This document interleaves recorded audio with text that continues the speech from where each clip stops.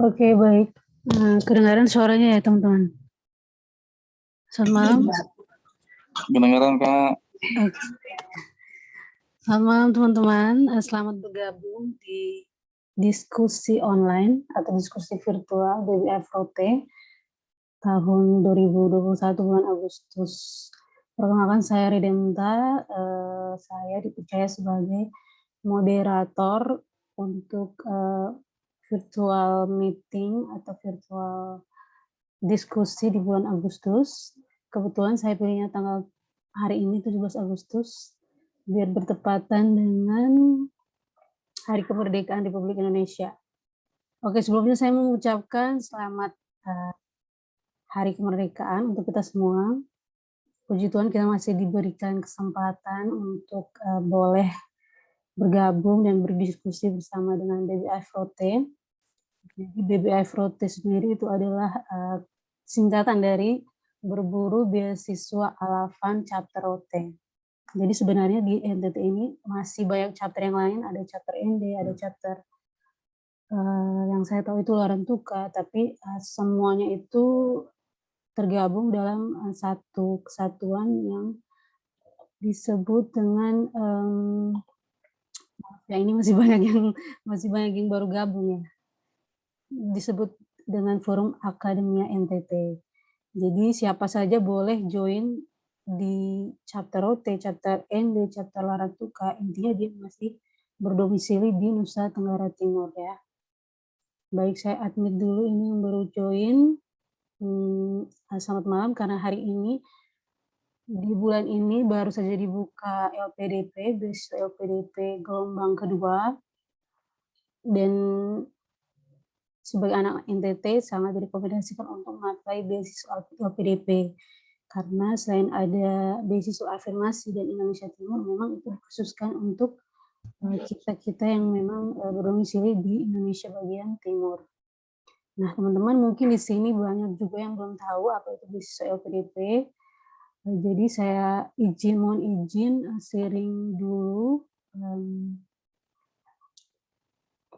VT singkat ya, kurang lebih 3 menit tentang beasiswa LPDP. Ya, selamat menyaksikan. Izin kami untuk bermimpi, membawa bangsa menuju pencapaian tertinggi. Berbekal ilmu dan inovasi, menjadi tuan di negeri sendiri. Berjuang memacu diri, persaingan global siap kami hadapi. Kami ingin mewujudkan cita-cita dalam kebersamaan. Sebuah visi yang dijalankan melalui sinergi positif demi menjawab tantangan masa depan.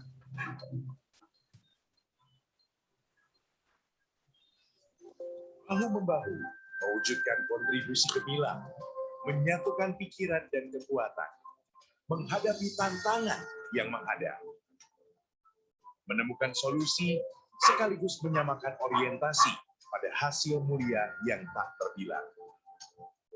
Kami adalah wujud ikhtiar, menjaga nyala dalam suar, mengangkat derajat daya manusia Indonesia, abadi tak terbatas masa dan cakrawala. Marwah amanah kami asuh sepenuh hati, menjaga kesinambungannya melalui cita, karya, dan daya. Terpelihara dalam tata kelola berintegritas, terperinci dalam transparansi dan akuntabilitas. Kami adalah wujud dharma dan bakti menjaga nyala bara putra dan putri Pertiwi, menjadi bina marga insan negeri, merengkuh pendidikan unggul dunia yang mungkin belum tersentuh sebelumnya. Dengan tangan terbuka, kami siap menyambut manusia unggul Indonesia, para pemimpin yang menginspirasi, profesional yang berdedikasi, generasi maju dalam visi, serta memiliki komitmen yang tinggi. Di bawah sorot pelita pengetahuan, negeri ini berdaya membawa kebenaran, mencipta dari ketiadaan, menuntun ke arah mata angin kemajuan. Ada harap dalam tiap temuan, ada asa dalam tiap penelitian. Segala daya dan upaya demi percepatan kemandirian. Berjuang memenangkan persaingan, berusaha menghadirkan pembangunan berkeadilan. Tak henti menyemai dan siap menuai. Inilah saatnya mimpi menjadi bukti, memenuhi panggilan nurani demi kembali dan berkontribusi. Visi diri untuk negeri mengiringi langkah yang siap melaju. Tanpa ketik ragu, wujudkan SDM unggul dan Indonesia maju.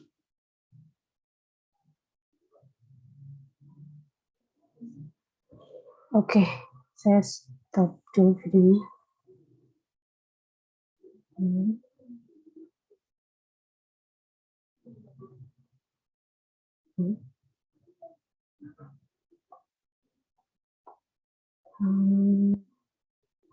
Baik teman-teman, kita langsung saja mulai dengan perkenalan pembicara kita malam hari ini. Teman-teman, kalau yang sedang tidak dalam kondisi Wi-Fi atau sinyalnya jelek, boleh nyalakan kamera.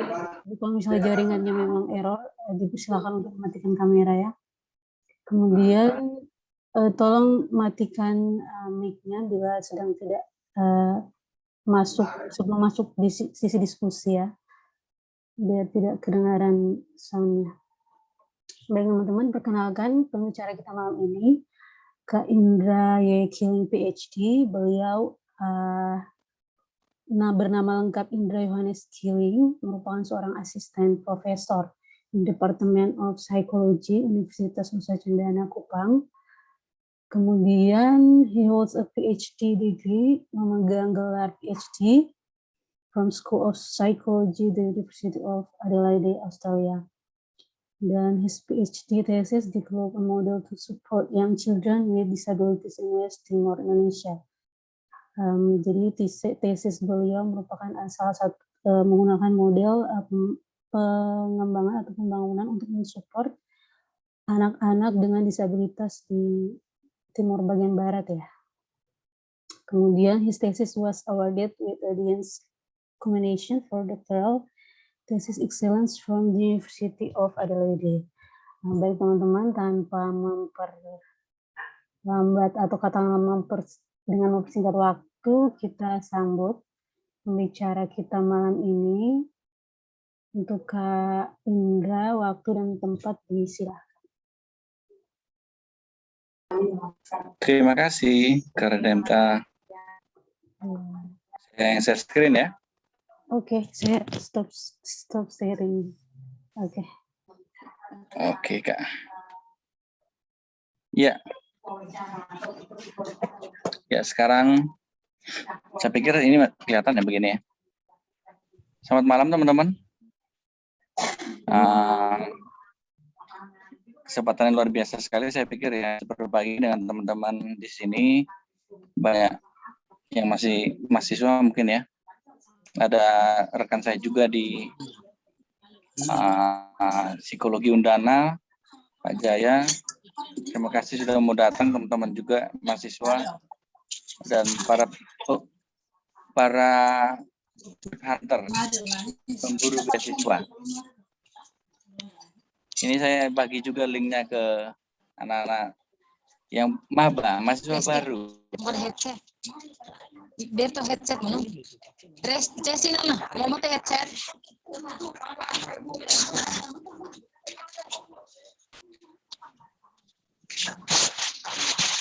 Ya, jadi mahasiswa baru saya pikir LPDP memang belum ada ya beasiswa untuk S1 kecuali MBKM, Mereka Belajar Kampus Merdeka. Kayaknya untuk MBKM ada. Gitu. Jadi teman-teman ada skemanya sebenarnya kalau nggak salah. Tapi saya yakin benar. Ada skema beasiswa untuk anak S1, teman-teman S1. Merdeka Belajar Kampus Mengajar, Merdeka Belajar Kampus Merdeka. Itu ada beberapa skema untuk teman-teman bisa gunakan untuk memperlancar studi teman-teman.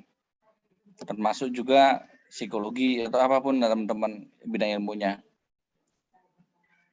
Nah, jadi kalau teman-teman kenal LPDP, kenal gimana menghadapi wawancara, saya pikir teman-teman akan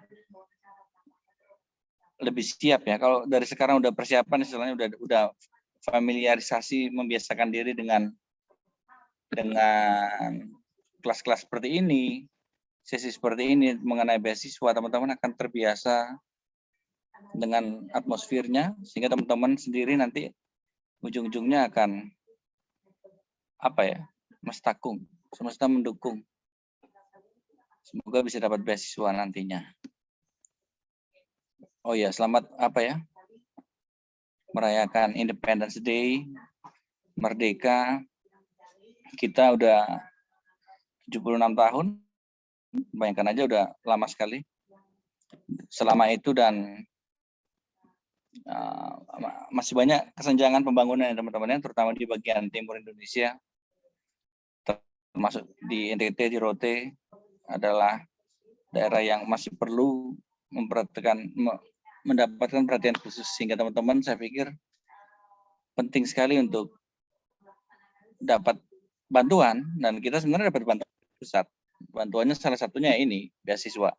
Skema beasiswa pun bahkan ada yang beasiswa khusus untuk kita teman-teman di NTT. Jadi kalau kita misalnya teman-teman merasa diri orang yang suka ngomel gitu, kami ini kurang diperhatikan.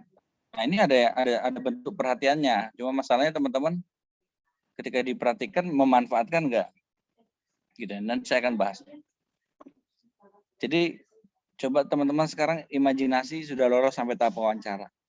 Tahap wawancara ini biasa tahap finalisasi teman-teman. Tahap ngecek terakhir apakah Anda benar-benar sesuai dengan dokumen Anda gitu ya. Kan pertama kan seleksi dulu dokumen dulu, CV-nya, ijazah Anda, dokumen-dokumen pelengkap lain, prestasi-prestasi Anda, itu nanti di cross check, dikonfirmasi di wawancara. Jadi wawancara ini biasanya jadi last step. Dan di wawancara Anda biasanya orang yang bakar atau pimpinan di perusahaan atau decision maker-nya di institusi itu. Sekarang kita bicara nanti kebanyakan beasiswanya konteks LPDP. Nah, LPDP, jadi teman-teman saran saya membiasakan diri kenal dengan LPDP. Gitu. Kalau kalian butuh uang dari LPDP, jelas harus kenalan dulu kan. Kalian harus kenal LPDP, visi misinya apa yang LPDP dari Anda. Kalau Anda mau LPDP kasih uang sama Anda beasiswa senilai ratusan juta, kan nggak mungkin LPDP kasih cuma-cuma gitu ya. Pasti dia harap ada timbal balik. Nah, seperti kan harus kenal LPDP seperti apa. Banyak di website-nya, infonya seperti apa. Nah, tips wawancara hari ini lebih saya banyak ambil dari rekomendasinya dari Imadi Adi Arsana. Ini dosen geodesi kalau nggak salah di UGM.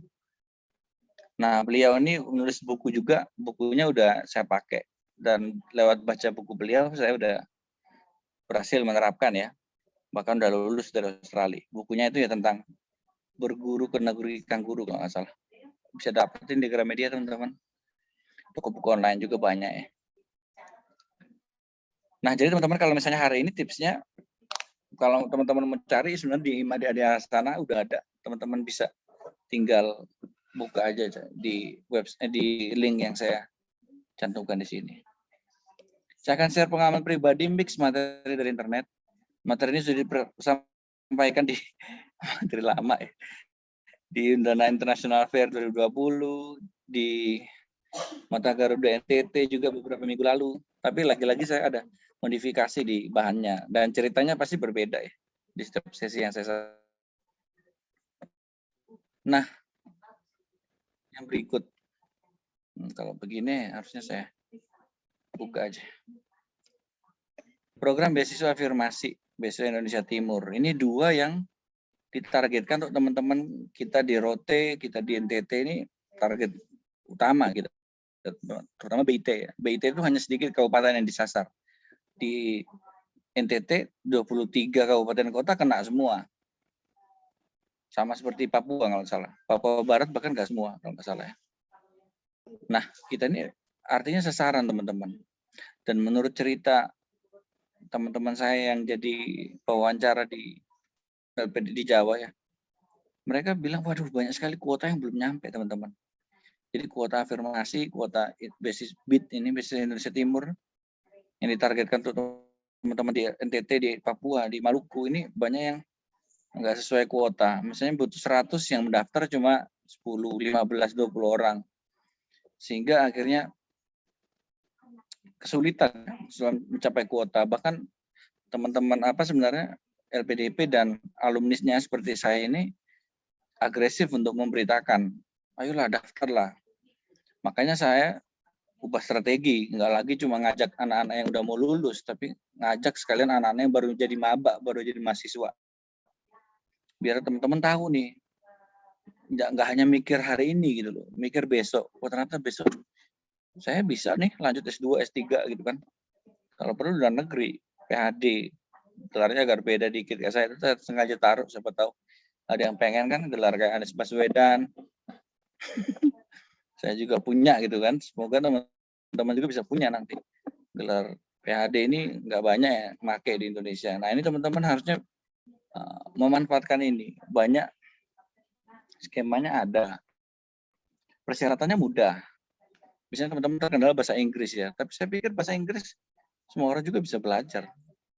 Gitu. Anda semua belajar. Kalau saya pinjam bahasanya pengajar saya di dosen bahasa Inggris di Undana. Anda belajar bahasa Inggris dari SD, bahkan dari TK. Berapa tahun sampai S1? Kalian belajar. Udah belasan tahun, lebih dari 10 tahun. Nah ini bahasa Inggris udah ada kemampuan pasif ya. Minimal kalian jago di kemampuan membaca sama mendengar. Tapi kemampuan aktif memang ini rata-rata teman-teman belum pede, belum aktif ya. Kemampuan aktif itu seperti berbicara, speaking, sama writing, menulis. Nah masalahnya kalau kuliah keluar kan ya harus nulis. Nulis tugas dari bahasa, dari pengampu, dari dosennya ya tugasnya dalam bahasa Inggris ya. Nggak bisa dalam bahasa Indonesia. Nah itu sebenarnya teman-teman terkendala di situ. Tapi banyak fasilitas menuju ke situ, banyak kelas-kelas, banyak kursus-kursus. Teman-teman bisa bekali diri dari sekarang. Persiapan wawancara, udah berapa menit ya? Nah, berapa banyak mahasiswa S1 yang punya CV? Makanya ini banyak mahasiswa saya. Teman-teman masih ingat nggak kalau saya di kelas kadang-kadang minta kalian buat CV, bahkan buat tugas di kelas itu saya minta kalian buat CV. Seberapa sering diupdate? Begitu. Kalau saran saya setiap kali teman-teman yang masih maba nih masuk, buat CV lah. CV ini riwayat hidup yang mencatat prestasi-prestasi kalian, hasil kerja kalian ketika kalian hidup. Gitu ya. Sehingga nanti ini yang digunakan untuk lamar kerja, lamar beasiswa. Itu poin kedua, kalian baca teman-teman. Hargai diri kalian sendiri. Hargai usaha kalian. You are the master of your fate. Kalau kalian nggak menghargai diri kalian sendiri lah, terus siapa yang menghargai diri kalian gitu? Kalian mau berharap orang lain menghargai, kalian sendiri tidak bisa menghargai prestasi kalian sendiri.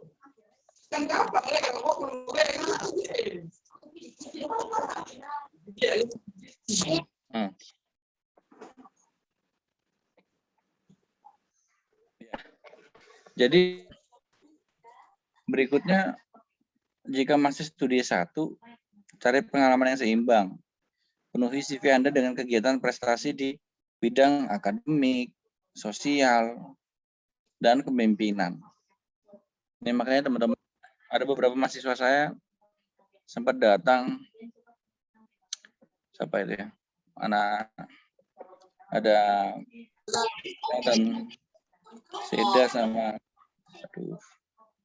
Ellen Seda sama Putri Ritu itu sempat datang ke saya tanya tentang lamar beasiswa, tapi mereka mundur. Akhirnya nggak jadi karena masih kekurangan di ini nih, poin kedua sama ketiga, sosial sama organisasi. Jadi akademik mereka baik sekali, udah lumayan lah, oke lah. Tapi sosial belum pernah volunteer, kepemimpinan organisasi juga ya, masih terbatas ya, panitia mungkin jarang ikut. Misalnya kalau saya bandingkan dengan salah satu student saya, Alda, itu kan sosial juga dia inisiasi beberapa kegiatan di masyarakat. Organisasi juga dia terlibat. Nah ini saya pikir akademik ya. Mungkin teman-teman psikologi Undana ngerti ya. Alda seperti apa prestasinya secara akademik. Nah ini teman-teman mungkin bisa dipertimbangkan teman-teman ya. Persiapan teman-teman nanti ke depan tuh biar bertindak taktis gitulah, hidup sementara. Ya, wajar kalau kalian mau senang-senang waktu kalian sebagai mahasiswa gitu ya. Cuma kalau kalian senang-senang pas mahasiswa, nanti agak susah pas udah nggak mahasiswa. Tapi kalau kalian kerja keras waktu mahasiswa, nanti setelah lulus jadi mahasiswa, selesai S2, S3, agak santuy mungkin kalian. Kayak saya gini. Nah, saya kenali dengan baik diri Anda, teman-teman. Ini tips pertama ya. Kenali CV Anda, pengalaman Anda. Ini akan ditanyakan ketika diwawancara, teman-teman. Nah, ketika itu saya ditanya hal di luar ilmu saya yang ada di CV, yaitu tentang tulisan saya mengenai tabungan pohon di Sumba. Waktu itu ya menarik ya. Mungkin dia tertarik menanyakan itu karena saya orang psikologi kok menulis tentang pohon, tabungan pohon. Yang untungnya saya bisa menjelaskan, karena beneran saya yang nulis, gitu kan. Bukan saya mengaku menulis CV saya, tapi saya beneran nulis. Saya bisa ceritakan apa yang dimaksud dengan tabungan pohon di Sumba. Pohon-pohon apa yang ditanam, jati putih, mahogani, pohon-pohon yang berumur panjang. Nah, terus tanyakan juga nama Sumba dari masyarakat gitu ya. Biasanya teman-teman di masyarakat adat di beberapa desa suka kasih nama ya bagi orang yang bekerja sama dengan mereka. Ya, terus berikutnya ingat dan catat kembali motivasi Anda mengejar beasiswa. Ini mungkin akan ditanyakan di wawancara. Motivasi Anda jelas Anda sebenarnya ingat ya, tapi mungkin waktu udah mau wawancara lupa lah Anda. Jadi kadang suka mengarang indah. Jadi saran saya ingat kembali gitu ya. Tekankan cerita tentang cita-cita Anda. Dare to dream big. Kalau bermimpi itu jangan mimpi rendah-rendah. Saya capek ngingetin kalau sama mahasiswa saya misalnya. Mimpi kok standar-standar. Karena udah dilatih mungkin ya dari keluarga, dari sekolah. Jangan bermimpi tinggi-tinggi. Lu tuh siapa? Hubung bapak mama cuma ini, cuma itu. Lu tuh saudara doi. Itu latar belakang sosial rendah. Yang diingatkan tuh hanya negatif-negatif saja. Baru kalian juga ikut saja. Karena kenapa? Karena semua teman tidak ada yang bermimpi tinggi, jadi kalian tidak bisa bermimpi tinggi. Kalau kalian bermimpi tinggi, kalian diam-diam saja. Tidak mau bagi-bagi cerita sama teman. Macam kayak bersalah. Macam kayak berdosa kalau punya mimpi tinggi. Saya mau S3 itu bersalah, berdosa. Tidak perlu cerita teman. Malu kalau saya tidak berhasil. Menurut saya lebih memalukan kalau Anda nggak punya mimpi ya. Malu kok kalau nggak berhasil. Anda punya mimpi, mencoba, gagal, Anda layaknya pahlawan gitu ya. Anda berjuang, tidak takut gagal, tapi Anda dikit-dikit kecil hati, rendah diri. Nanti kalau ada yang berusaha berambisi, Anda bully mereka yang berambisi, mahasiswa yang seumuran Anda yang berambisi, pengen ke sini, pengen ke situ, pengen punya ini, punya itu, pengen dapat beasiswa. Anda malah termasuk orang yang menjatuhkan. Kayak begitu ya, nggak maju-maju Kak, generasi kita nih. Generasi emas 2045 masa kayak begitu orangnya. Orang mau maju malah ditarik ke bawah. Anda ini harusnya saling mendorong ke atas. Jangan tunggu dosennya terus yang dorong kan. Oke. Jangan lupa pertimbangkan kemajuan tempat kerja atau masyarakat tempat Anda tinggal. Jadi motivasi jangan cuma untuk diri sendiri aja, tapi ingat-ingat juga bagaimana beasiswa itu nanti bisa mendukung pengembangan masyarakat, pengembangan komunitas sekitar Anda gitu. Motivasi utama saya dulu mewariskan ilmu ke mahasiswa dan membangun generasi muda yang lebih baik. Dan jejaring dan skill riset saya membantu kemajuan kampus. Gitu ya. Nggak tahu kalau saya udah mencapai ini apa enggak. Nanti saya akan lihat nanti. Saya review kembali di akhir presentasi. Tips ketiga, kenali pemberi beasiswa ini yang tadi saya bilang ya. Anda mau melamar beasiswa LPDP atau AusAid, Australia Awards, atau dari USA, dari Amerika Serikat, atau dari Fulbright dari Amerika Serikat. Sama aja USA Fulbright. Atau Chevening dari Inggris. Atau Stunet dari Netherlands. Anda melamar tapi Anda nggak mau kenal mereka siapa gitu kan. Apa tujuan mereka kasih beasiswa. Ya agak konyol ya. Masa mau minta uang tapi nggak kenal siapa yang dimintain. Terus pelajari visi misi pemberi beasiswa. Gitu. Sesuaikan pembicaraan Anda dengan visi misi pemberi beasiswa. Artinya apa? Anda lagi ngelamar kerja istilahnya atau ngelamar beasiswa. Ya ke Anda kalau ngomong ya mirip disesuaikan lah dengan cita-citanya si pemberi beasiswa. Anda mau melamar kerja di perusahaan minyak misalnya. Ini perumpamaannya dengan perusahaan minyak, tapi Anda berbicara tentang kegiatan terkait perusahaan tekstil. Ya nggak nyambung. Duh, Pak, Anda salah wawancara ya, mungkin Anda lamar perusahaan tekstil aja, nggak usah lamar perusahaan minyak. Seperti itu teman-teman.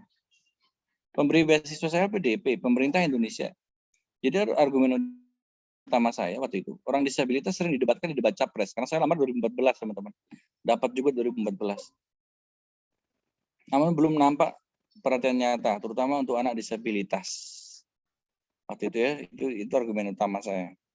Saya juga belajar kalau di LPDP saya akan diwawancarai 2 orang profesor dan 1 orang psikolog. Jadi saya menyiapkan jawaban sistematis namun dengan bahasa sederhana. Jadi jangan sampai bahasa saya terlalu teknis ya, terlalu teknis psikologi, padahal profesornya belum tentu profesor psikologi. Perlu diketahui kalau di wawancara LPDP biasanya psikolog akan cenderung diam. Kalau dia nanya pun 1-2 kali aja, itu pun nanti yang ngorek-ngorek, yang menyedihkan, yang berusaha mengungkap emosi Anda, sisi gelap Anda gitu ya. Apalagi kalau Anda diwawancara suka jual kemiskinan, suka jual kemalangan, jual apalagi hal-hal negatif yang kurang semangat gitu loh. Waduh, jangan sampai itu semakin semangat nanti psikolog. Anda mau beasiswa ya, Anda tunjukkan diri orang yang optimis, walaupun punya kesulitan silakan diceritakan, tapi yang ditekankan itu poin di mana Anda mau berusaha bangkit dari kesulitan menjadi terang di tengah gelap misalnya seperti itu. Jangan ceritanya fokusnya di gelap melulu kan. Anda mau ikut beasiswa ini, mendaftar beasiswa, bukan apa sih yang suka jual kemalangan tuh, kayak nyawang kaget, bangun rumah gitu ya, dia yang dijual tangisan. Capek deh. Yang kita butuh itu pejuang, bukan tips sempat ya. Latihan wawancara, teman-teman yuk bersama teman atau keluarga, jangan wawancara cuma diulang ya, mental repetition di imajiner Anda ya, di pikiran Anda sendiri. Kemudian Anda rekam terus dengarkan lagi. Pelajari kontennya, artikulasinya, persuasinya. Ini penting saya pikir teman-teman. Apalagi teman-teman yang jarang wawancara. Tapi kalau udah sering wawancara mah aman aja ya. Dan pengalaman. Terus dengarkan ke orang yang berpengalaman, misalnya alumni nih. Terus tanya, bro, sis, ini orang yang di rekaman ini layak memperoleh beasiswa ke Sonde, tapi jangan bilang itu rekaman Anda. Biar dia jujur. Nggak ada konflik of interest. Nggak ada konflik kepentingan. Terus dia dengar, alah, anak rupa begini, jangan beasiswa. Dikasih uang jajan itu bisa mau. Ya berarti Anda langsung, aduh Tuhan nih, habis duit. Nah, nanti teman-teman harus belajar lagi tuh ya. Dulu saya latihan wawancara di pikiran saya dan di depan cermin berulang kali. Lagi mana saya baru nyampe Kupang, nggak ada yang saya kenal. Ada sih beberapa orang doang. Itu pun bisa saya ajak untuk latihan wawancara. Ya. Terus tips 5, ini lokasi wawancara. Nah, ini kalau misalnya wawancaranya offline, tapi mungkin di bawah yang online. Tapi seumpamalah kita belajar nih wawancaranya offline.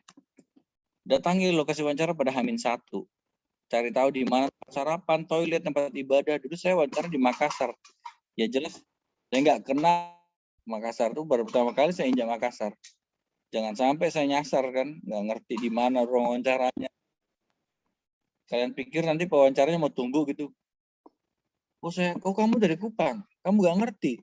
Salahmu dewe, salahmu sendiri.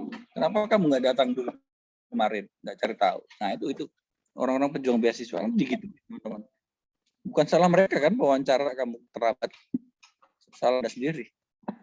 Persiapkan penampilan Anda rapi dan sederhana. Nah ini teman-teman ya, sederhana ini penting. Kadang-kadang teman pikir untuk memikat harus banyak perhiasan. Ini ya, agak keliru mungkin ya. Dan jangan lupa sarapan, minum air secukupnya. Ini penting banget untuk meningkatkan fokus di pagi hari. Tapi ingat penekanan di kata secukupnya, jangan makan sampai terlalu kenyang.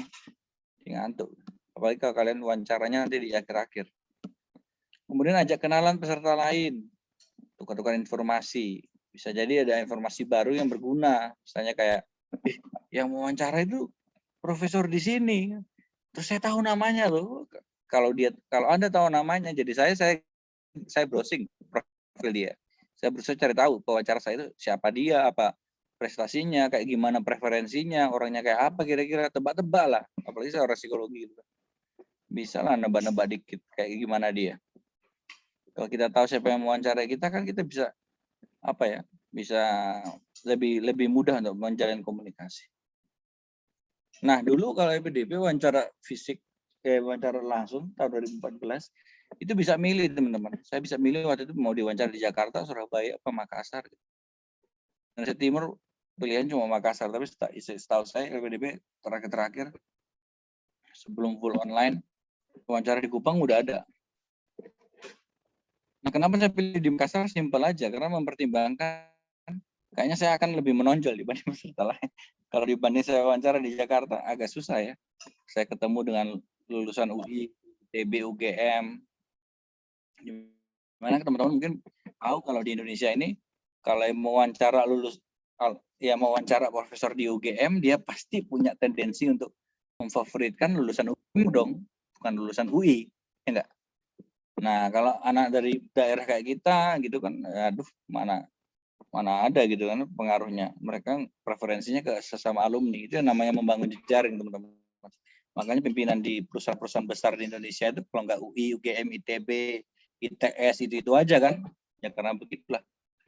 Sekali ada satu di atas, mereka saling mewariskan gitu. Nah, ini teman-teman bisa masuk sebenarnya, tapi mendobraknya dengan bersinar lebih terang dari mereka. Kalau wawancara online teman-teman pastikan mikrofon, speaker berfungsi. Ya teknis gini ya teman-teman ya. kadang remeh juga, tapi saking remehnya kalian lupa gitu. Antisipasi listrik padam, terus cuaca berangin kayak Kupang sekarang, jadi ngefek banget kalau untuk apa? Untuk kita wawancara online. Jangan pakai virtual background kayak saya ini. Desain background alami saja di rumah, misalnya desain di rumah itu belakang dinding putih atau dengan ada rak-rak buku. Login duluan ke room online, tatap webcam kalau lagi ngomong, lihat webcam ya kayak saya begini, saya lihat webcam. Bukan lihat presentasi PowerPoint, tapi karena saya sekarang presentasi dengan lihat PowerPoint ini, saya lihatnya PowerPoint. Usahakan jangan mencatat, apalagi mencatat dengan laptop ya. Dulu saya pas bimbingan S3 pernah tuh bimbingan online sambil ngetik saya. Nah, kalian dengar nggak? Kedengeran kan? Mengganggu banget ya. Bayangkan kalau profesor Anda lagi ngomong, Anda ngetik-ngetik gitu. Emosi. Nah, ini gedung Pinisi, Universitas Negeri Makassar. Tempat saya diwawancara teman-teman. Di mana 1 minggu setelah saya diwawancara di sini datang surat cinta dari LPDP, rapat beasiswa S3, senilai berapa? 2,5 atau 3 miliar. Karena wawancara beasiswa di Australia, kuliah di Australia kan mahal. Ya senilai gitulah. Tambah gaji saya yang 20 jutaan sebulan, 20 juta sebulan selama 4 tahun, berapa itu? Ratusan juta gitu ya. Ya lumayan lah 20 juta sebulan ya. Bisa buat beli apa. Nah ini teman-teman, untuk motivasi sekedar lah, kasih tahu uangnya ya. Nah ini teman-teman bayangkan aja, dapat uang sekolah S3 sekian miliar, LPDP main-main nggak menyeleksi Anda? Ya nggak main-main. Anda jangan main-main juga waktu menyiapkan diri. Beta coba saya tahun ini kalau dapat coba so apa. Yang kayak begitu biasanya teman-teman sonde dapat. Kalau hanya berdasarkan keberuntungan semata.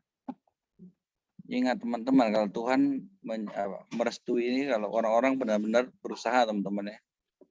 Manusia berusaha apalah itulah ayatnya lupa deh. Terus guys, prediksi pertanyaan wawancara. Standar banget lah teman-teman ya, kisi-kisi wawancara nih. Teman-teman masih ada yang S1 baru tahun pertama tahun kedua ya mungkin bingung juga. Paling yang keluar kayak what motivated to study in this country. Motivasinya apa sih? Belajar kok di Australia. Nah, kalau Anda belajar di Indonesia, kenapa belajar di UGM, UI, TB, Undip? Kenapa enggak? Kalau Anda belajar di, nah nih, pertanyaan kedua nih. Why do you choose that country as opposed to other countries? Kenapa milih negara itu bukan negara lain? Kalau LPDP sukanya, dulu zaman saya. Kalau milih Australia, kenapa enggak di Indonesia aja? Kuliah psikologinya. Kalau milih di Indonesia, kenapa enggak di luar negeri aja? Pertanyaan bolak-balik ya, tergantung pilihan Anda. Ya, itu nguji iman kalian juga ya. Sekaligus menguji kesiapan kalian, pertimbangan kalian, ilmiah apa enggak, sekedar suka aja, penuh pertimbangan yang baik apa enggak gitu. What have you prepared to make sure that you can finish your study? Sudah melakukan persiapan apa aja sih untuk bisa lulus kuliah gitu ya? Kalian udah baca belum? Udah browsing belum? Udah tanya sama lulusan sana belum? Udah nyiapin apa aja? Mungkin kalian bilang, oh saya udah kuliah ya, udah les di kampung Inggris, atau saya udah aktif di kelompok diskusi bahasa Inggris selama 1 tahun. Wah itu poin plus teman-teman. Tapi kalau tanyain udah persiapan apa aja? Ya selama ini saya banyak berdoa di rumah dan juga mohon restu dari orang tua saya. Wah kurang ya mungkin ya. Harus yang konkret teman-teman ya. Persiapan ya jelas kalau terkait beasiswa tentang bahasa Inggris lah, tentang persiapan keilmuan Anda misalnya. Wah saya kemarin udah terbit jurnal internasional 2 Pak. Waduh, kalau itu mah Anda S3 luar negeri melanggeng ya beasiswanya. Internasional 2 memang. Other countries' education system is different from Indonesia's. How well do you know this and how have you prepared yourself? Udah siap apa untuk menghadapi sistem pendidikan negara lain, teman-teman?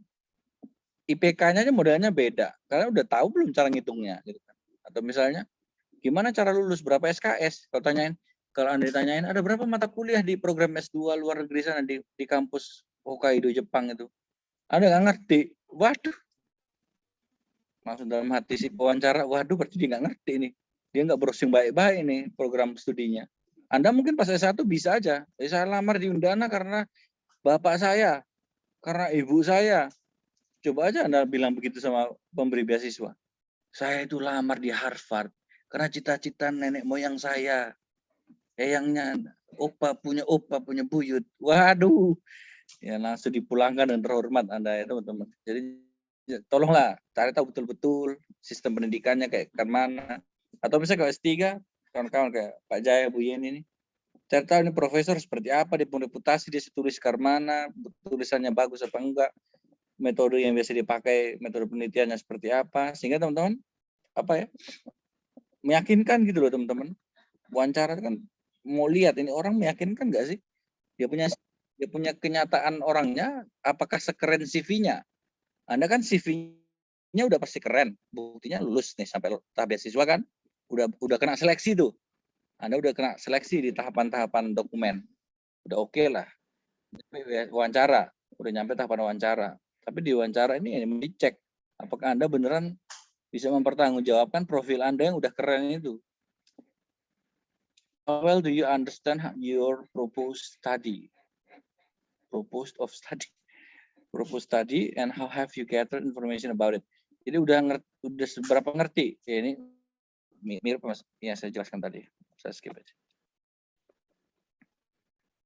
Next, if you are to study master degree, why do you choose master by coursework or by research? Ini mungkin teman-teman yang udah mau cari S2 ya. Kalau di Australia itu sama beberapa negara lain mungkin ya.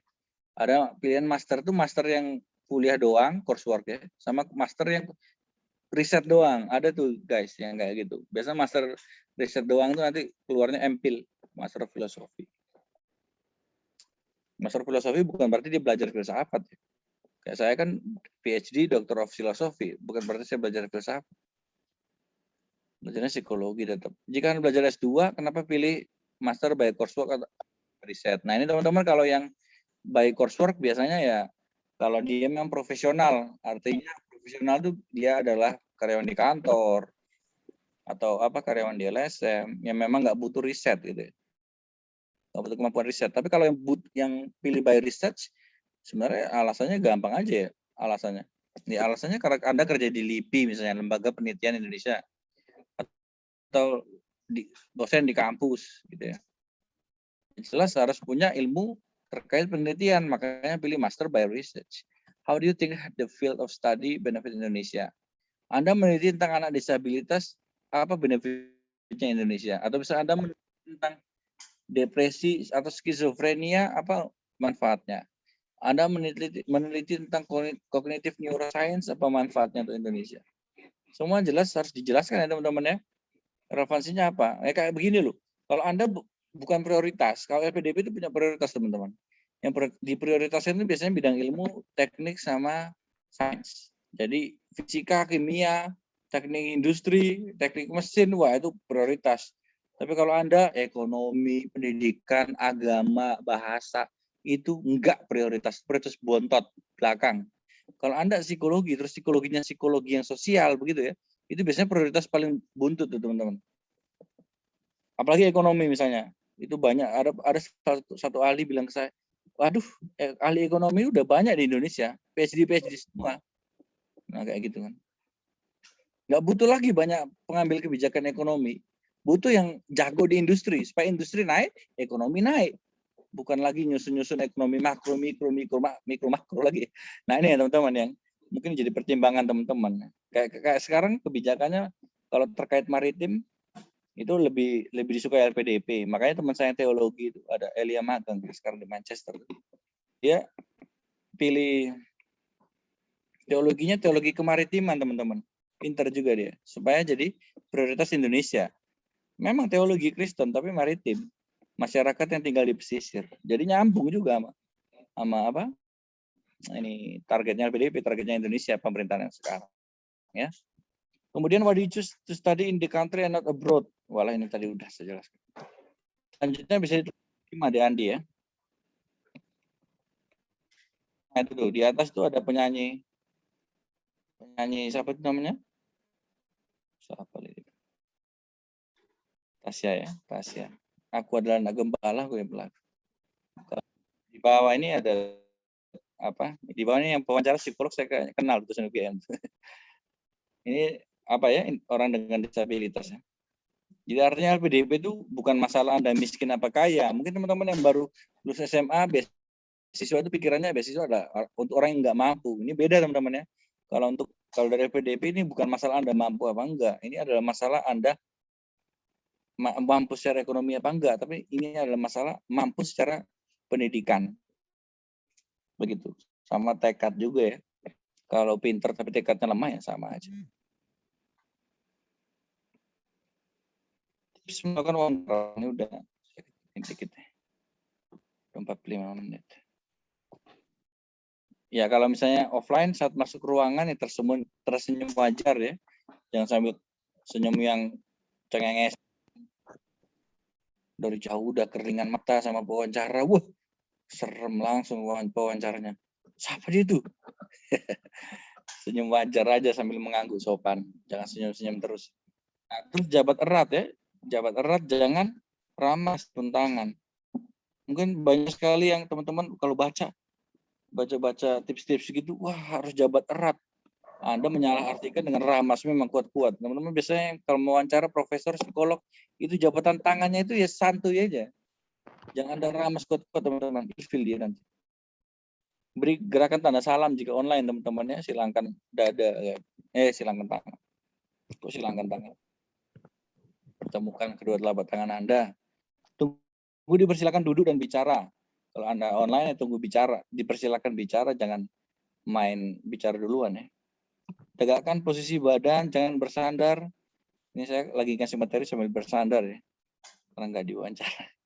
Kalau sandaran kursinya tegak, ya silakan sedikit bersandar agar nggak tegang. Kasih terima kasih teman-teman, terima kasih. Sambil lihat bergantian ketiga orang nih. Atau fokus tatap webcamnya. Gitu. Kalau saya diwawancara biasanya taruh dua tangan di atas pangkuan, bukan di atas meja. Terus jari-jari terjalin satu sama lain gitu ya. Nutup gitu. Itu mencegah supaya tangan nggak main kemana-mana ya teman-teman. Biasa kalau lagi wawancara kadang tangan sepinggi di bahu kursi. Kalau saya atau nanti lama-lama kaki naik kayak di dalam rumah. Nah itu untuk mencegah seperti itu teman-teman punya latihan.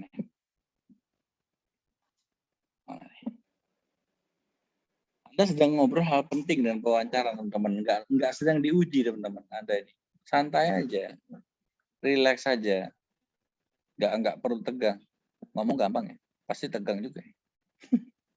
Saya tapi setelah beberapa kalimat dengan pewawancara, saya udah optimis itu waktu itu. Wah ini dapat nih saya nih.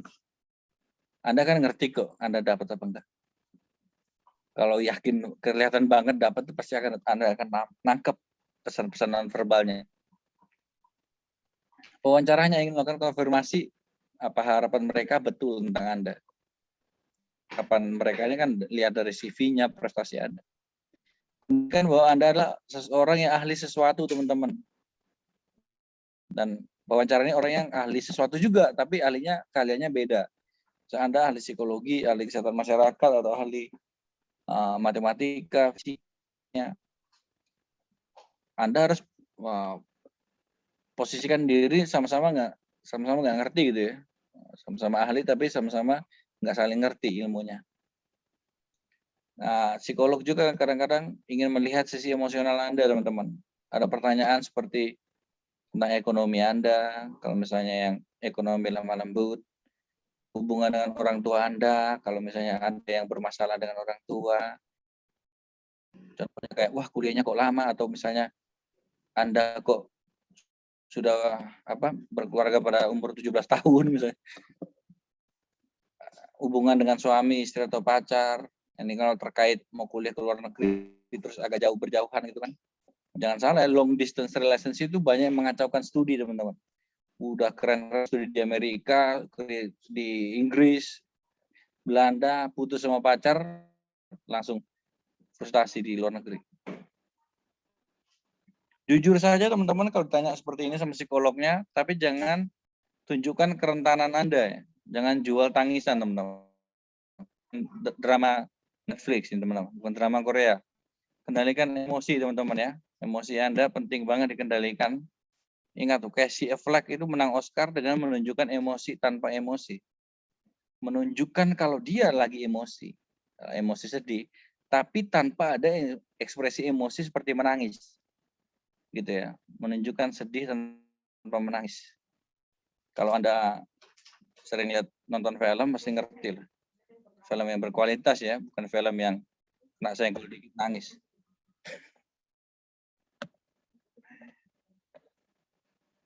Jangan terlalu menjual kemalangan Anda. Ini bahkan diulang-ulang sama banyak orang. Jujur jika Anda sedang dirundung kemalangan, ekonomi lemah lembut misalnya, namun tunjukkan sisi positif Anda yang tegar, kuat, siap berjuang untuk hal yang lebih baik, teman-teman. Karena diinginkan ya itu. Semua orang tahu kalau di Indonesia Timur tuh ada kesenjangan dengan Indonesia Barat. Gitu kan. Jangan ulang-ulang terus bilang kere lah apa segala macam. Fokus kepada perbaikannya seperti apa. Saya ditanya sesuatu jawab dengan tepat, tidak pakai teori. Ya, pakai teori, teman-teman. Anak-anak baru lulus S1 biasanya mungkin merasa oke nih kalau saya pakai teori. Anda mau kelihatan oke, jawab dengan konteks, jawab dengan pemahaman Anda tentang konteks kondisi lingkungan sekitar misalnya. Anda bilang NTT kesulitan misalnya, Anda harus pakai data-data akurat, pengamatan di lapangan, pengalaman Anda berinteraksi dengan orang-orang yang rentan, kelompok rentan, anak disabilitas misalnya, atau apa korban bencana misalnya. Bagaimana ada pertanyaannya benar-benar Anda ketahui jawabannya, ya jujur aja. Maaf ini kebetulan saya belum mempelajarinya, tapi kalau ada kesempatan saya pasti akan mendalaminya lebih lanjut. Kayak gitu aja teman-teman ya. Jika semua berkas lamaran Anda siapkan sendiri dengan sungguh-sungguh, bukan titip pacar Anda yang siapkan, pasti Anda akan siap dan tidak akan mengalami banyak kesulitan dalam wawancara. Mana nih? Harus diulang-ulang. Menjawab pertanyaan akan sangat bagus jika Anda berhasil menunjukkan kesan bahwa Anda paham betul persoalan itu. Misalnya ngutip angka statistik. Kemudian bisa juga dengan menyebut nama orang terkenal terkait isu tertentu ya. Nah, misalnya kayak metode foto voice ya, bilang Wang dan Buris lah. Enggak bilang Wang dan Buris ya berarti Anda nggak ngerti.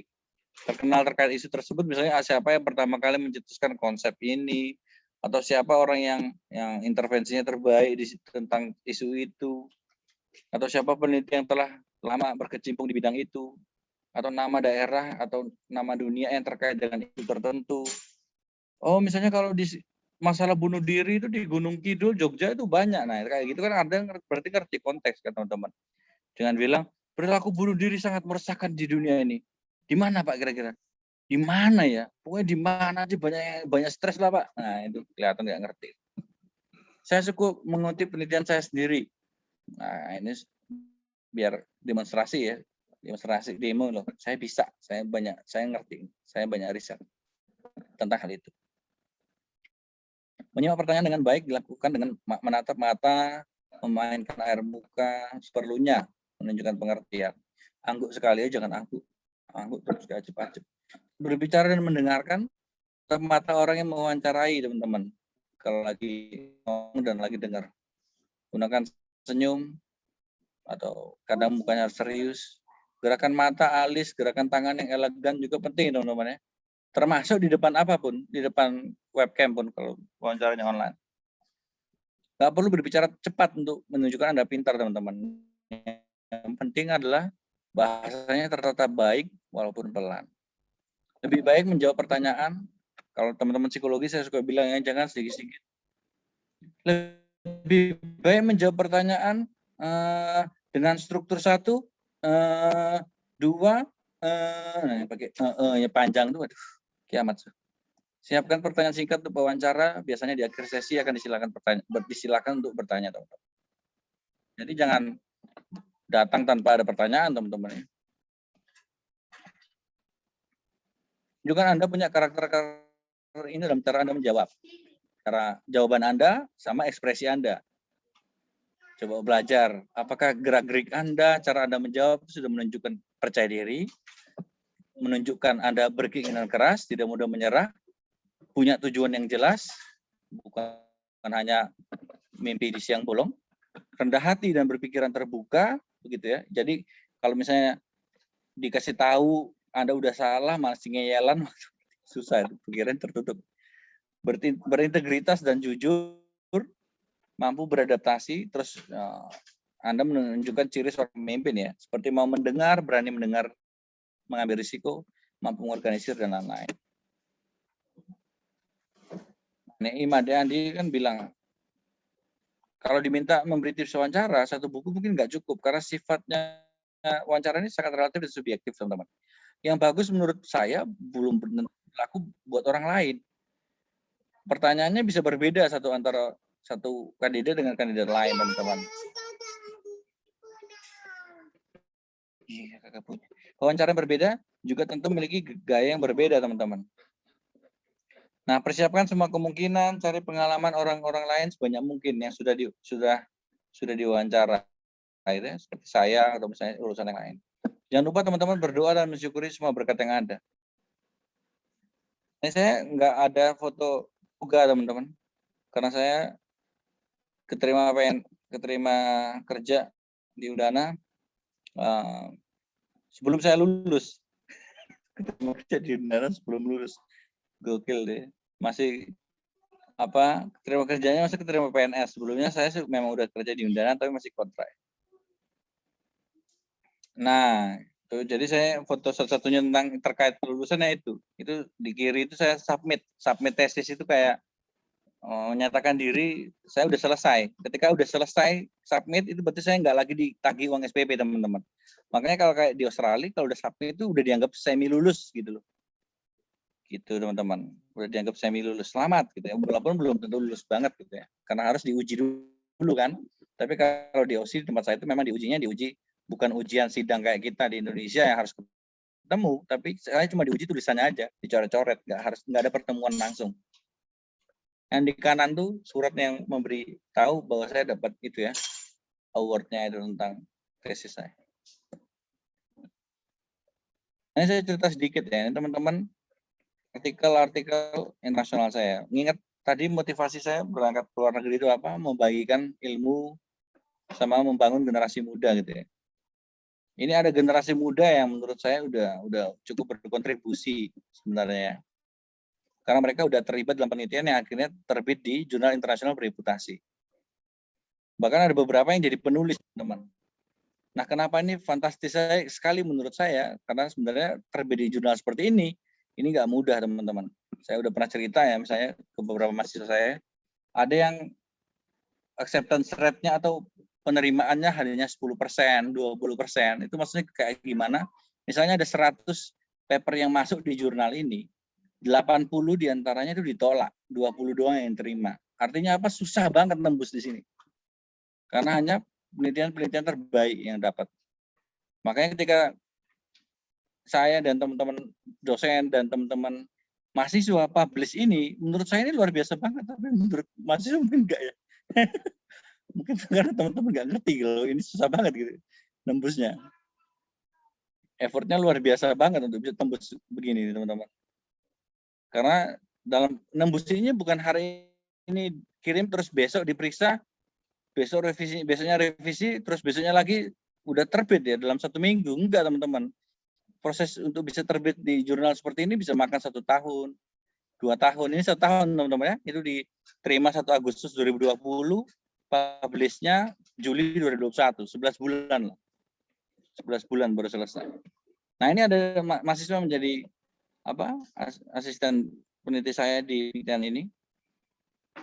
Ya, menurut saya udah invest waktu, invest pengetahuan saya, invest semangat saya ke mereka. Dan menurut saya kalau mereka taruh ini di CV mereka, setengah seperempat kakinya udah masuk kalau beasiswa S2. Mereka taruh di CV, saya udah pernah terlibat penelitian yang masuk di jurnal internasional bereputasi, terindeks Scopus Q2 kalau nggak salah. Vulnerable Children Studies ini. Q2 itu artinya 50% jurnal terbaik di bidangnya. Gitu ya teman-teman ya. Nah ini apalah menurut saya Keren Sirihi dan Putri Ritugu ini sudah punya bekal yang baik, gitu ya. Ingat teman-teman, kan dosen ada banyak tugas gitu ya. Pengajaran, penelitian, dan pengabdian masyarakat. Kalau pengajaran saya merata teman-teman. Ya jelas saya harus mengajar semua di kelas. Tapi kalau penelitian yang saya libatkan hanya yang mau. Sorry teman-teman, saya nggak milih-milih teman-teman. Kalau teman-teman ini mahasiswa saya pasti ngerti. Cara saya ngerekrut itu ya saya kasih di Instagram. Siapa yang approach, saya nggak pakai seleksi banyak-banyak, biasanya langsung masuk. Gitu teman-teman. Tapi memang biasanya saya yang menghubungi saya kalau saya minta, saya lagi membutuhkan asisten dosen untuk riset, biasanya menghubungi memang mereka yang punya daya juang tinggi. Nah, seperti itu ya. Belum ada yang fail sih, penelitiannya sampai berhenti di tengah jalan tuh nggak ada. Saya kalau bilang saya mau penelitian, pasti jadi sampai kelar. Gitu teman-teman. Kelarnya ini, sudah keluar di output seperti ini, menurut saya sudah selesai. Nah, ini penelitiannya tentang apa? Left behind children itu anak-anak yang ditinggalkan. Left behind itu ditinggalkan orang tuanya untuk bekerja sebagai TKI. Ini salah satu isu yang kontekstual banget di NTT teman-teman ya. Karena kita human trafficking, perdagangan manusia itu tinggi sekali di NTT. Jadi kalau kita meneliti seperti ini, kita mengangkat suara mereka teman-teman. Anak-anak yang ditinggalkan di West Timor. Di West Timor tuh ya timur kita, timur Indonesia ya. Karena ada East Timor juga, timur West. West Timor ini kayak gimana kehidupan mereka. Dengan kayak begini nih kita udah put Indonesia on the map gitu loh. Kita taruh nama Timor di perkembangan ilmu tentang anak-anak yang ditinggalkan orang tuanya bekerja. Seluruh ilmuwan-ilmuwan yang terkait di seluruh dunia bisa baca gitu. Bukannya orang Indonesia karena ditulis dalam bahasa Inggris dan juga di jurnal yang terbaik, salah satu terbaik di dunia. Ada juga Nirma ada ya malam hari ini. Saya nggak undang, saya cuma kasih tahu ini ada Virginia Nirma Fernandes. Ada juga John Adu, namun nggak datang hari ini. Malam ini. Ini juga tembusnya di Q2 nih. Ini tentang apa? Studi kualitatif tentang pemuda, teman-teman. Sebenarnya pemuda di sini semua mahasiswa ya. Termasuk di dalam ada beberapa partisipan di sini mahasiswa juga. Tapi saya kasih perspektif pemuda, karena kalau misalnya studi tentang undergraduate students itu udah apa ya banyak melakukan. Tapi kalau diubah perspektifnya tentang pemuda, jadi agak menarik, lebih menarik minimal dibandingkan dengan college students atau undergraduate students. Taruh di situ, utak-utik bersama dengan Nirma dan John Adu, dapat deh Q2. Saya nggak ngerti nih, Nirma udah ditaruh di CV ini belum? Nanti pas Nirma lamar beasiswa, baru berasa nih Nirma. Berasa ini kayak butiran emas ini ya, kamu taruh tentang pengalaman ini ya. Menjadi asisten peneliti di penelitian yang udah tembus Q2. Kalau saya wawancaranya, saya lihat, ya ampun ya anak udah terlibat penelitian kelas internasional dong. Gitu kan ya. Ya udahlah, ngapain lagi saya tunda dia untuk dia berangkat ke Amerika. Berangkatkan. Oke, kalau saya ngelamar loh ya. Ngapain lagi saya tunda berangkatkan dia ke Australia? Berangkatkan. Tapi asalkan Nirma harus siap di bahasa Inggrisnya, apa segala macam, TPA-nya. Ya itu saya nggak bisa bantu lagi Nirma. Terserah Anda. Gitu ya. Fanny Laure, ini salah satu yang mantul sekali ya. Jadi penulis dia teman-teman. Kalau Kak Nirma tadi baru jadi asisten ya. Fanny ini memang secara eksklusif taruh jadi penulis juga. Untuk memotivasi yang lain waktu itu. Selain itu memang karena dia terlibat cukup jauh juga ya sampai ke penulisan. Ini tentang apa ya? Studi yang tadi itu tentang COVID. Kalau ini bukan terkait COVID ya teman-teman ya. Jadi tentang anak orang disabilitas Persani, Perkumpulan Tunadaksa Kristiani di NTT. Ini malah Q1 teman-teman. Top 25 jurnal terbaiknya dunia. Udah 3 menit, udah tak gaspol. Nah, jadi ini teman-teman, Stefani Laure, dia udah lulus, semoga dapat tempat yang layak di dunia kerja. Kalau mau lamar beasiswa, ya cantumin ini udah oke banget harusnya. Kalau dia lamar S2 di kampus mana, UGM UI. Ada lagi dari Nirma dan John lagi teman-teman, ini udah tembus lagi di Q2 nih. Ini tentang pengalaman pemuda pada saat era new normal, ditulis tahun 2020, terbitnya 2021. Bayangkan Nirma udah ada 2 biji nih saya bilang tadi ya. Karena dia sampai tulis 2 biji di CV-nya ya harusnya. Alda ini dari skripsi teman-teman. Skripsi udah terbit. Belum, udah diterima tapi belum terbit. Di jurnal Q1 juga, interpersona ini ya. Dikelola di Eropa.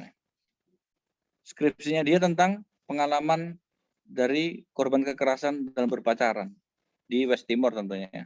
Saya tulis Indonesia, sengaja supaya kesannya nasional. Padahal daerah. Itu teman-teman. Ini Alda juga, kalau teman-teman yang psikologi pasti udah ngerti, udah dimuat di korannya Undana. Teman-teman kalau ada mahasiswa baru buka website yang Undana, dia udah masuk website Undana. Mahasiswa Undana tembus Scopus Q1, coba cari di Google tuh. Ini Alda keluar nih teman. Regina, Bonita, Claudia, Feni, ini nggak ngerti kalau teman-teman ada ya. Ada anak-anak sangkatannya yang saya lihat tadi di sini ya. Tapi nggak ngerti kalau mereka ada. Sangkatannya termasuk di rumah ini. Nah, ini teman-teman, mereka berempat nih udah nyumbang 2 paper juga sama kayak Nirma sama John yang udah ini belum terbit tapi udah diterima. Bentar lagi terbit. Ini dengan satunya, ini ceritanya tentang cerita orang tua dari anak usia dini di kala COVID. Wah, yang satunya saya lupa cantumin. Ya, pokoknya intinya itulah ada 2 lagi dari mereka berempat ya teman-teman. Terakhir nih menurut saya teman-teman ya, murid-murid seperguruan riset level nasional internasional, ada Alda, Fani, Tika, Delsi, Paula, Yulia, Yolanda, Nirma, John, Regina, Feni, Bonita, Claudia, Yusuf, Amelia, Grace, Putri, Kerensi, Vina, Angie, Clara, Tessa, Clara ada ya? Tessa Mita, Ellen, Melvin, Fitri, Tessa Mita barusan jadi best speaker di Temu Ilmiah Nasional. Teman-teman, kalau menurut saya ini kayak saya guru teman-teman, pulang dari Australia. Waktu itu saya punya utang, saya pikir. Saya datang, ada misi lah sendiri. Mewariskan ilmu. Saya mewariskan ilmu nggak ngoyo-ngoyo amat juga. Coba tanyain teman-teman yang di sini kalau saya gimana. Bimbingnya cuma kasih chat 1-2, komentarnya nggak ada, saya bimbing langsung, ketemu langsung gitu. Rapat online, meeting, Zoom nggak ada, cuma chatting-chatting doang di grup WhatsApp. Tapi ya dasarnya memang anak-anak saya ini memang semangatnya tinggi mungkin jadi. Nah, kita bisa bekerja sama dengan baik, buah-buahnya udah kelihatan dan saya pikir investasi saya ke mereka harusnya bisa dibayar dengan masa depan mereka yang cerah. Amin. Dan nantinya mereka nanti menjadi pilar juga, jadi cahaya juga. Kayak model bisnis MLM, mereka yang menjadi guru untuk murid-murid baru yang lebih baik lagi, ahli-ahli psikologi yang lebih banyak lagi di NTT. Harapan saya gitu sih teman-teman. Semoga bisa didengar karena ada beberapa di sini teman-teman yang saya udah bina dengan baik. Semoga bisa berguna lah untuk masa depan kalian. Silakan kalau ada tanya, mohon pertanyaan, mohon maaf kalau ada salah kata, maaf offside waktu banyak. Semoga bermanfaat ya teman-teman. God bless.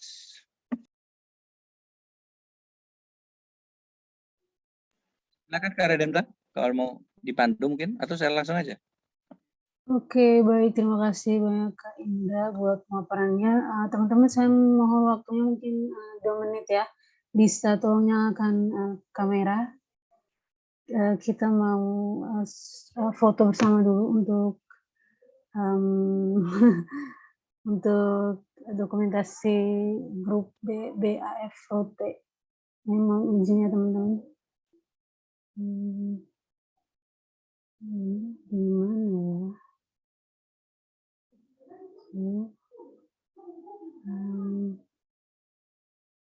Mungkin kakaknya bisa tolong stop sharing.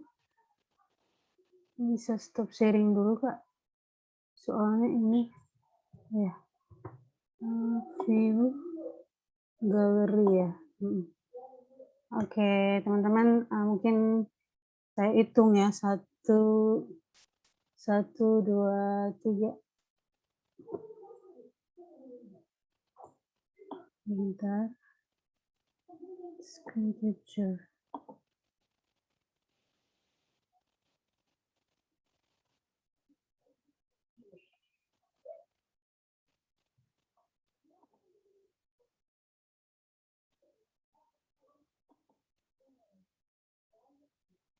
Oke. Ada 2 slide, bentar ya. 1, 2, 3.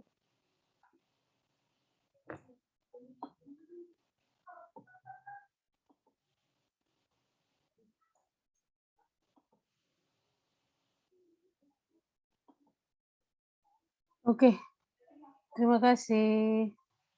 Kita langsung sudah ya?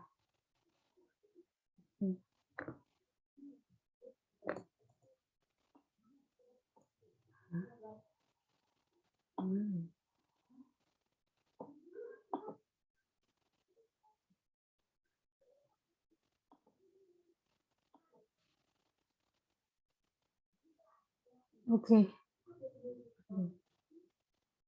Sebentar. Oke teman-teman, baik mungkin tadi terima kasih pemaparannya sekali lagi Kak Indra.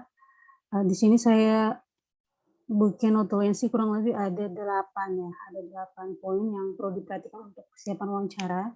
Ini saya ulangi lagi Bu, mungkin ada teman-teman yang terlambat join tadi. Itu yang pertama, cari tahu persyaratan dan info tentang beasiswa tersebut. Katakanlah ini LPDP ya. Make sure kawan-kawan bikin CV yang menarik, kemudian aktif di kegiatan voluntary untuk mempercantik atau membuat menarik CV-nya. Kemudian yang paling penting juga adalah jangan lupa mempersiapkan IELTS dan TOEFL karena itu salah satu persyaratan yang paling penting karena butuh waktu kurang lebih bisa 6 sampai 9 bulan ya kalau dari pengalaman saya untuk belajar IELTS. Kemudian ujiannya juga itu kan butuh uang ya kalau IELTS sama TOEFL.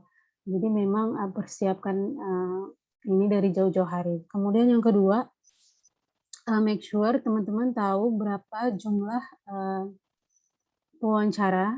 Umumnya kalau LPDP itu ada 2 profesor dan 1 psikolog.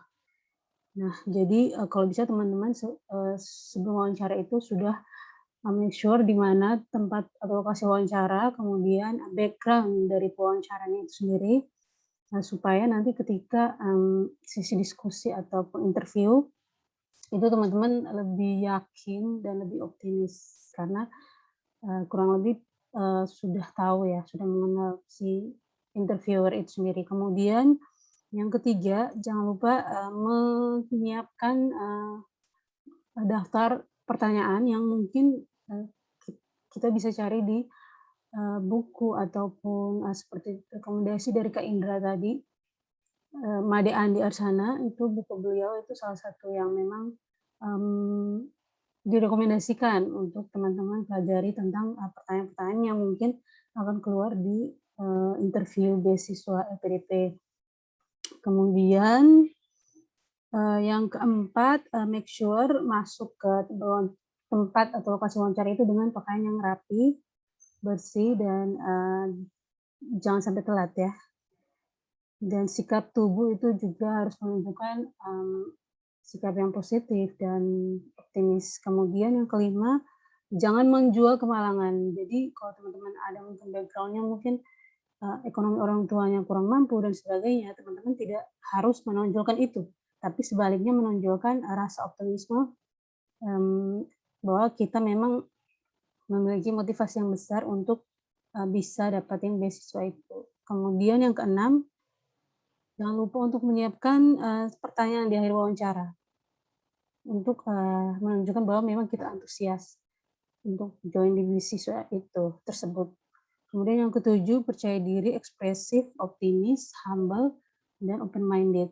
Kemudian yang terakhir, itu make sure kita ketika masih mahasiswa, karena di sini banyaknya masih mahasiswa ya, make sure itu dari sejak kuliah itu sudah melakukan penelitian yang menghasilkan jurnal ya. Dan kalau bisa dipublikasikan dalam bentuk jurnal internasional itu lebih baik lagi karena itu akan memperbesar kemungkinan teman-teman diterima atau mendapat beasiswa seperti yang dimention Kak Indra tadi. Oke, saya rasa sekian saja teman-teman notulensi atau taking notes dari saya. Sekarang saya buka sesi diskusi buat teman-teman yang mau bertanya atau mungkin merasa bahwa ada poin-poin yang kurang jelas tadi ketika pemaparan, teman-teman boleh bertanya langsung ke Kak Indra dengan mengaktifkan kamera dan mic-nya, atau mau lewat chat juga boleh. Kebetulan sudah ada pertanyaan yang masuk di chat, Kak.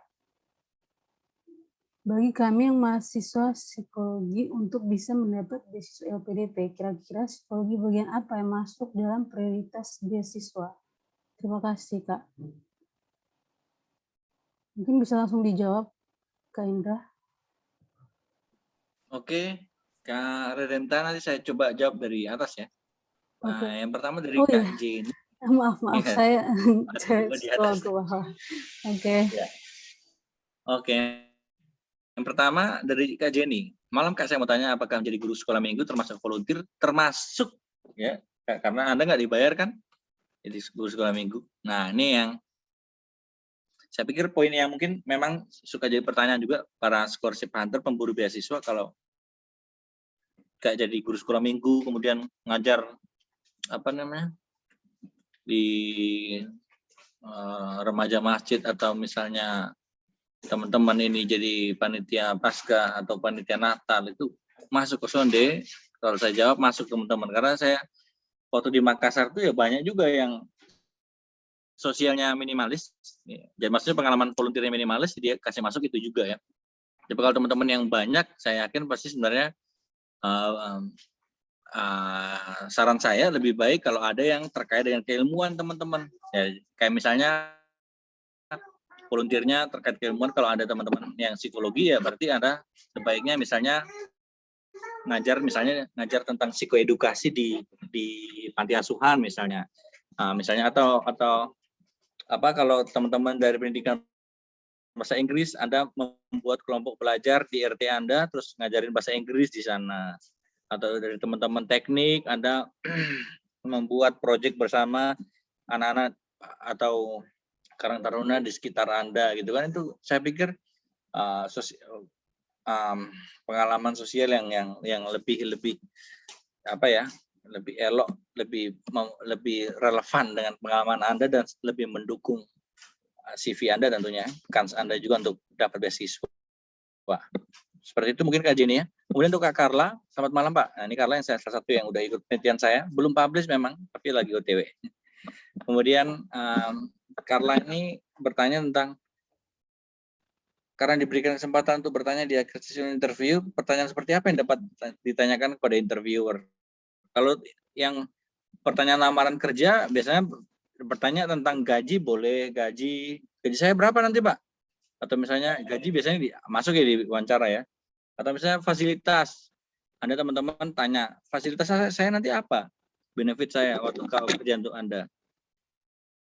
Nah, kalau di beasiswa, Anda bisa tanya misalnya, Pak, udah ada perubahan belum untuk apa ya? Untuk pembukaan gelombang kedua, atau misalnya Anda tanya, Pak, untuk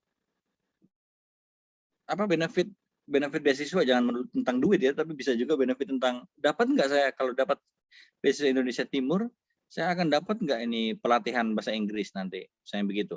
Anda bisa bertanya hal-hal seperti itu, saya pikir bisa dijawab oleh para interviewernya gitu ya. Atau misalnya Anda bisa bertanya sesimpel seperti, berapa lama lagi saya dapat hasilnya kira-kira gitu kan. Itu kan saya pikir menandakan bahwa Anda antusias juga untuk mengikuti proses dari hasil dari proses yang udah Anda jalani gitu Carla. Jadi saya pikir ini juga bisa di browse ya, karena bisa Google juga kalau pertanyaan seperti apa bisa dilantarkan orang yang diwawancarai kayak gitu. Terus untuk Kak Yohana Malau, masuk psikologi nih maba mungkin ya, dapat beasiswa LPDP, psikologi bagian apa yang masuk dalam prioritas beasiswa? Ini bagus banget nih, karena kalau misalnya psikologi sosial tuh mungkin lebih nggak prioritas ya, prosesnya di bawah. Tapi kalau yang prioritas seperti apa, yang urgent, kalau saya bilang ya, urgent untuk kemaslahatan masyarakat, itu biasanya bergeser. Tapi menurut saya mungkin sekarang lebih ke psikologi terkait kesehatan mental.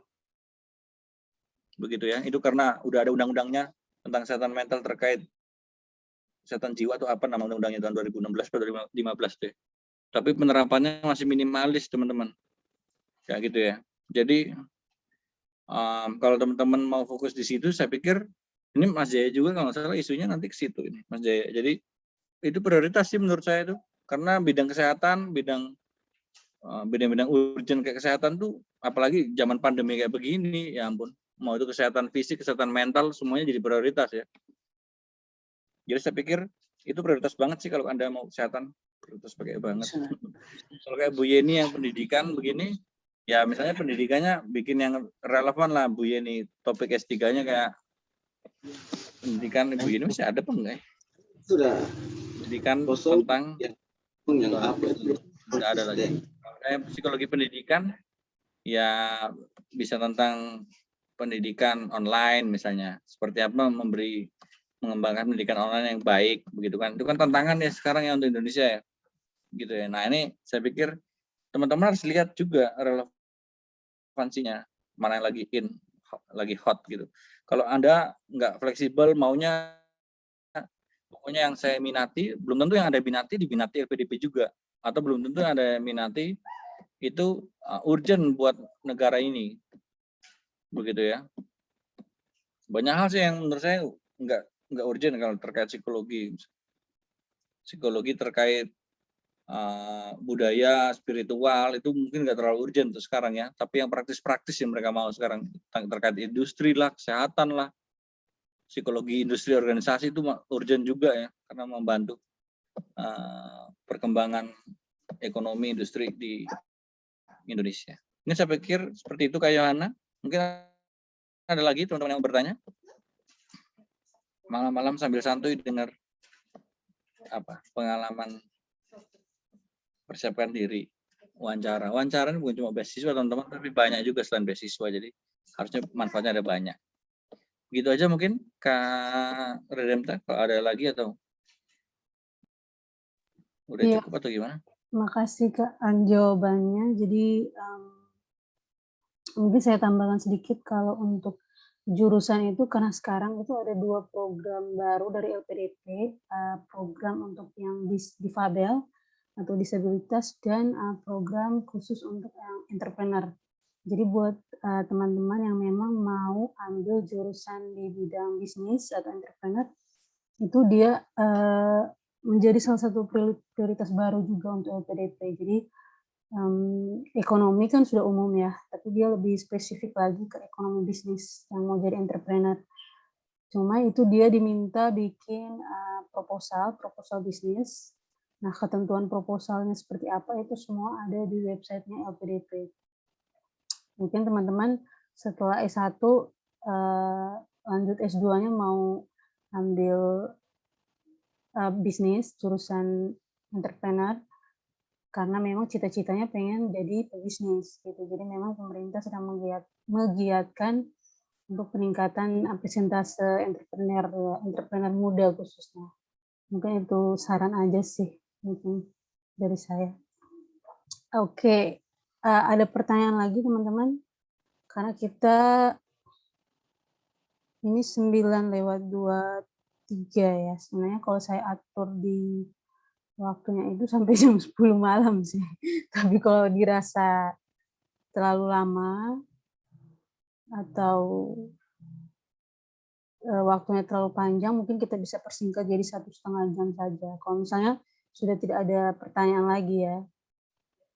Atau gimana teman-teman? Ada yang mau bertanya langsung? Mumpung ini kita masih di forum diskusi ya. Karena menurut saya sesi wawancara ini sesi yang sangat menentukan teman-teman diterima atau tidak.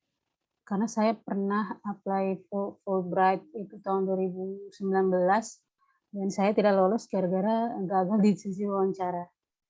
Jadi sekalipun mungkin CV-nya keren, esainya keren, tapi memang ketika wawancara itu kita tidak bisa mempertanggungjawabkan apa yang kita tulis di esai dan di CV, otomatis kita pasti gagal, pasti. Jadi jangan sampai teman-teman sia-siakan kesempatan ini, karena menurut saya ini penting ya teman-teman. Siapa lagi mau bertanya?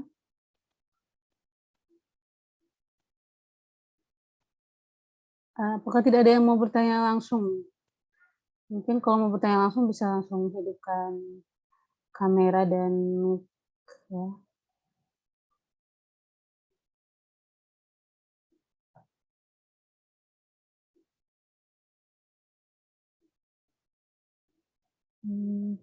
Oke. Mungkin saya akan bertanya ya, karena sambil tunggu teman-teman bertanya. Mungkin saya ada satu pertanyaan aja, Kak. Untuk wawancara itu sendiri, biar teman-teman ada bayangannya, apakah nanti yang memilih untuk melanjutkan beasiswanya ke luar negeri, itu harus menggunakan bahasa Inggris atau bahasa Indonesia? Begitupun dengan di esainya, apakah dia menggunakan bahasa Inggris atau bahasa Indonesia? Sehingga teman-teman ada gambaran dia mau bikin esai bahasa Inggris seperti apa, atau mungkin kalau esai yang menarik mungkin agak lebih spesifik nanti dibicarakan di sesi khusus esai ya. Tapi mungkin dari Kak Indra sendiri, waktu wawancara kemarin itu mungkin detailnya pakai bahasa Inggris atau gimana, Kak? Ya, saya pikir ini pertanyaan baik ya, Kak Redempta. Jadi teman-teman juga kalau yang mau melamar luar negeri memang harus siap ya wawancara bahasa Inggris. Karena waktu itu saya ikut tips-tips juga yang saya dapat di internet, termasuk dari Imade Andi ini, saya tawarkan Kak waktu itu. Di awal wawancara saya tanya, kita akan wawancara dalam bahasa Inggris atau bahasa Indonesia. Jadi untuk menunjukkan kalau saya siap, mau bahasa Inggris pun saya siap. Jadi salah satu profesornya bilang dalam bahasa Indonesia aja. Tapi di tengah-tengah, profesor yang sama minta saya jawab di beberapa pertanyaan itu bahasa Inggris, begitu.